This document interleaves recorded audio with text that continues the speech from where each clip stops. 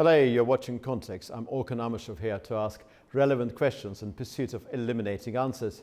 Following the latest 2-hour telephone conversation between US President Donald Trump and his Russian counterpart Vladimir Putin, it is difficult to say what has in fact been achieved.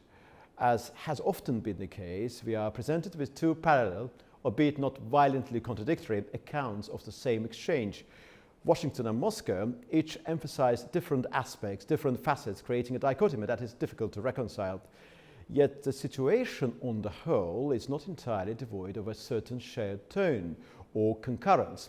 Both sides, US and Russia, appear to be making an effort, or at least going to some lengths, to present an appearance of restrained optimism. Following the call, President Trump, in a characteristically self-consequential manner, proclaimed that Russia and Ukraine will immediately start negotiations towards a ceasefire and, more importantly, an end to the war.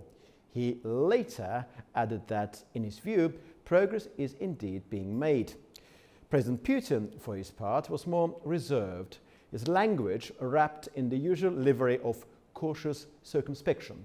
Thanking the US leader for backing the resumption of direct talks, he stated that Russia is ready to work with Ukraine on a memorandum on a possible future peace agreement, adding that efforts are generally on the right track. All this unfolds at a time when the United States shows little appetite for additional sanctions, whereas Europe, including both the United Kingdom and the European Union, continues to intensify pressure on the Kremlin through a fresh tranche of punitive financial measures. Joining me to discuss the prospects of Russia-Ukraine negotiations is Ambassador Gustavo de Aristegui, former Spanish diplomat, politician, scholar, a man of letters, and the author of several influential works on foreign policy. Ambassador, thank you very much indeed for joining us today. Very much for having me on your show. Thank you, Ambassador. Ambassador, my first question is going to be a broad question. It's about the way Donald Trump thinks. How consistent has President Trump been in articulating the nature of US involvement in these negotiations, and how consistently optimistic has he remained regarding what might realistically be achieved? The reason why I'm asking this question, because we have seen a couple of different elements. We observed different elements. Last year, he vowed to end the war in 24 hours, a statement he later insisted was never meant to be taken literally, and we kind of understand what he means by that. But more recently, he claimed that the conflict won't be resolved until he and Putin get together. And now he seems to suggest that any viable deal must be forged, attained directly between Moscow and Kiev, perhaps with the good offices of the new Pope. What do you make of this Trumpian thread, and to what extent is what is externally visible could be deemed as reflective of his genuine thinking and reflective of the real diplomatic substance? Well, let's go back to what one of President Trump's best friends, who is a retired congressman, used to say about him. He used to say that Trump is a man that needs to be taken seriously, but not literally. And I'm afraid that a lot of people that think they know Trump or think they know the United States or actually don't like Trump and don't like the United States tend to do exactly the opposite. They take him literally, but they don't take him seriously. And that is when the mistakes happen. One of the things that you have to bear in mind is that Trump is not an expansionist. Trump is not a bellicist. Trump is not an international relations bully in the sense that so many people have perceived the United States to be in the past. He is always repeating that he's in the business of ending conflicts. He's in the business of avoiding conflicts, and he's not in the business of provoking or prolonging conflicts. So this is the mentality that he has, because he thinks that conflicts are bad for world stability and peace. That doesn't mean that he does not want to maintain the hegemony and the upper hand of the United States in finance, trade, military, science, and whatever else. But it does mean that he is a man that he's going to try to fix the things that are not fixable. He does have a tendency to take things a little lightly when he says that I would have fixed this war in 24 hours. It's been 4 months into his presidency and has not been the case. It's not an easy task. The same thing he said about Gaza. Again, look at what is happening today on the ground, in the terrain, in Gaza itself. Only 50 trucks of humanitarian aid have been allowed in. So he has noticed that it is a lot more complicated than it seems. And then there's a second factor. You can only, in a negotiation or in a relation between human beings, you cannot take it unilaterally. It's not just about Trump, it's about the other side. And the other side is a very shrewd, very experienced, very hardened, and very ruthless in many ways. A counterpart who is Vladimir Putin, who has 25 years of state experience and decades of civil service in the KGB. So he is a man that knows almost everything about everybody and almost everything about any kind of administration. So he knows how to measure the strengths and weaknesses of his interlocutors, the strengths and weaknesses of the other world leaders. So it's going to be a tough negotiation. But right now, there is one thing that is very clear. Mm, Trump is not going to back down. And, he's been saying for a good 3 months, I want peace in Ukraine. And he was very tough on President Zelensky. Probably that very uh, dark episode of international diplomacy, it was not only the fault of J.D. Vance and Trump. I think that President Zelensky didn't have his brightest day either. Let's be very frank. But right now, Trump has said enough is enough. And this means that Putin really has to start thinking twice before he wants to prolong this war beyond what is normal. The reason of this prolongation of the war is twofold. One is because they believe sincerely that they can do it. There is a document of the FSB that was leaked, and it was almost in every major newspaper in the world, saying that it was not in the interest of Russia to finish this war before the beginning of 1926. And the second reason is because every day that goes through in this new counteroffensive of the Russian forces, Russia is gaining the equivalent of 80 football fields every day. And of course, that ground that they gain every day, it's like a dented wheel. It's not coming back.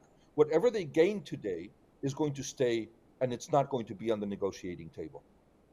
And yeah, of course, 28th of February wasn't the finest moment, the finest hour of President Zelensky, of course.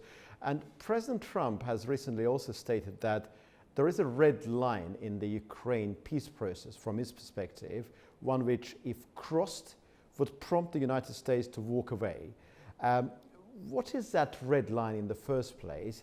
And what would a walking away actually mean, or would mean in practical terms? How would it translate? Would it translate into diminished, sort of, or augmented US pressure on Russia? Well, that is exactly where the Russians have to be very careful, because a lot of comments that I've seen even in Russia today, because of course you need to watch everybody to understand what people think. And I was seeing some of the Western comments, the Western people that they have on their payroll making an analysis of this type, saying, well, let's push the Americans until the brink of rupture. Okay, we won't have the best relations with the Americans, but we've lived without them for ever since 1917, with a brief moment of the coalition of the alliance against the Nazis in the Second World War. We can still live another 2, 5, 3, 10, 15 years without them. Well, they're wrong, you see, because that's not what he means. He's going to walk away from the brokering of the peace, which doesn't mean that the peace efforts are going to end. There are other peace efforts that have been put on the table. You've mentioned the Pope. I think that this Pope is going to give us very, very many pleasant surprises. He's sharp as a knife, and he has a long vision. And he is a multicultural, multilingual man that comes from the very bottom of priesthood and has managed a very large order. So he has a very wide view of managing people and how to negotiate very complicated waters. So yes, he'll step away from the negotiation. He'll step away from brokering peace. But if Putin does not give in and does not accept some kind of negotiation and some kind of sessions, then the United States might change its attitude, that today is more like neutral to let's call it retrieving and withdrawing from helping Ukraine, and they might go back into helping Ukraine not only with weapon systems, javelins, planes, missiles, the HIMARS, which is deadly has proven deadly to the Russian forces, but they will also provide intelligence, which is even more deadly. And this could be very, very bad for the Russians too. So I really think that it would be very wise and very intelligent on the part of the Russian side if they take this uh, this I would say this statement very, very seriously. Putin must understand that maybe President Trump is a man that has only been president for 4 years, but even if, of course, negotiating real estate deals in Brooklyn is not like running a country, he is a tough cookie to crack. And if he doesn't think he is, he's into a big surprise. But by the way, the other European powers are not just there sitting Yeah. and turning their thumbs. There are some very powerful military powers in the equation. France, Germany, the United Kingdom. Now we're seeing a complete shift of philosophy in Germany. Germany is going to develop long-range missiles alongside with the United Kingdom that can be armed with nuclear warheads. The French and the British are coordinating their nuclear strike forces to extend the protection to the rest of the Europeans. So I think that it is much better if we all sit at the negotiation table and that we incorporate the Russians once and for all.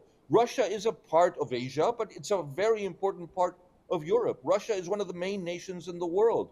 There is no reason why Russia should want to continue being the bad boy in class and being the enemy of the West. There is no reason for that. I know that philosophically, sometimes their political class and their intelligence world and even their military feel much more comfortable opposing the West and cooperating with the West because they have a very bad memory. When the Soviet Union imploded, there was a moment of, let's call it humiliation, when Russia was very weak and it was very poorly managed by a very pathetic man, if you allow me to say, who was Boris Yeltsin. That is not going to be the case. You can sit at the negotiating table, you can make peace with the West, you can make peace with Ukraine, and at the same time be a strong and respected nation in the world. And to understand Russia's current thinking better, I would like to pose my next question. Russia insists, as far as one can tell, on what they call addressing the root causes of the conflict. And many observers believe that the Kremlin is especially focused on securing some form of formal recognition of its current territorial gains in Ukraine. There is a liminal line between recognizing one's sovereignty, recognizing one's control, of course, and we discussed this, I remember, last time. What sort of deal would Moscow deem acceptable or worthy of signature? And what is the logic underpinning Russia's approach? We understand that when we talk about the root cause of the conflict, from Russia's perspective, everything that makes Ukraine what it is today is deeply wrong and must be changed. And that cannot be accommodated. But what could be deemed as a realistic gain from Russia's perspective, in addition to what you said earlier? If you allow me to cite myself, I know it's not very elegant, but I'll do it anyway. In 1989, when I joined the Foreign Service of Spain, after a very tough competitive exam, and after 1 year in the diplomatic academy, we go through the equivalent of a doctorate process. And I submitted my thesis to the jury, and my thesis was precisely about this. It was precisely, just imagine, about the changes in strategy, in security, in stability in Europe at the view or analyzing what was happening, which was the implosion of a system that had oppressed the East and Central Asian nations for nearly 70 years. So I believe that the problem here, as you very well stated, is that the Russians need to understand that they have a very important role in the world that is not necessarily antagonistic with others. They need to protect and defend their interests. Nobody is going to deny that. But again, when they accepted the existence of a sovereign nation, which is Ukraine, even if they historically think that it shouldn't exist, that is completely I would say senseless to do today. It has no. It is baseless to claim that, because once you, as a sovereign nation, and those treaties are still valid today, and you're a security, a permanent member of the Security Council of the ruling body, what is supposed to be the ruling body of the world, although it is in a very preposterous and ridiculous situation, if you ask me. The role of the United Nations is something that needs to be thought over, because the role of the United Nations today in different conflicts in the world is completely pathetic, if you ask me, and I need to say it very, very strongly. But Russia needs to understand that if you accept the independence and the sovereignty and the territorial integrity of former countries that were in the Soviet Union before, you need to do it with all the consequences. Because if you start now, there is no knowing when you are going to stop. Who's going to be next? Who's going to be next? Belarus is almost a province anyway. Are you going to attack and try to dominate the Baltic states? Are you going to do that to Poland? Are you going to do that with any of the Asian republics, including you? I mean, this is something that needs to be said. If you want to be a serious nation in the world, you need to abide by the rules, accept the rules that you yourself helped establish. So going back to saying that Maidan protests were a coup d'etat, in which way, if that were true, which is not, in which way is that any of your business? It is a sovereign nation. If they suffered a coup d'etat, it's their problem. It wasn't a coup d'etat. So why do you put your nose into their business? And second, and most importantly, you cannot aspire to have a government that you control in a sovereign nation, because then it's not a sovereign nation anymore. And nobody is going to accept that. And you cannot go back to your maximalist demands saying that Ukraine is a Nazi country. Very obviously it's not. It's probably not the cleanest country in the world. There are very serious problems of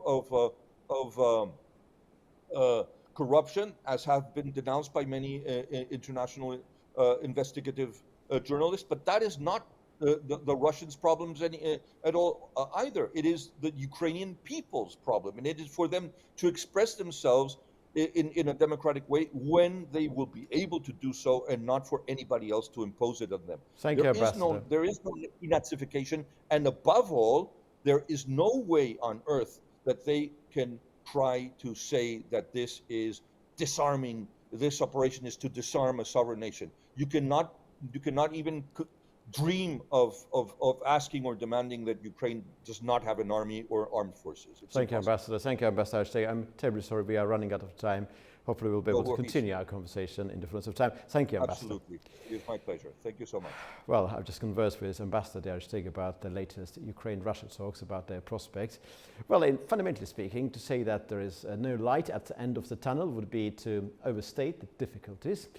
True peace is not exactly within reach, but it is also true that the fundamental debate about Ukraine has changed. And sometimes that long signals beginning of change. What will happen next, it is very difficult to say, but the change is in the offing, although the peace treaty itself perhaps is not exactly in the offing. See you very soon. This is Context.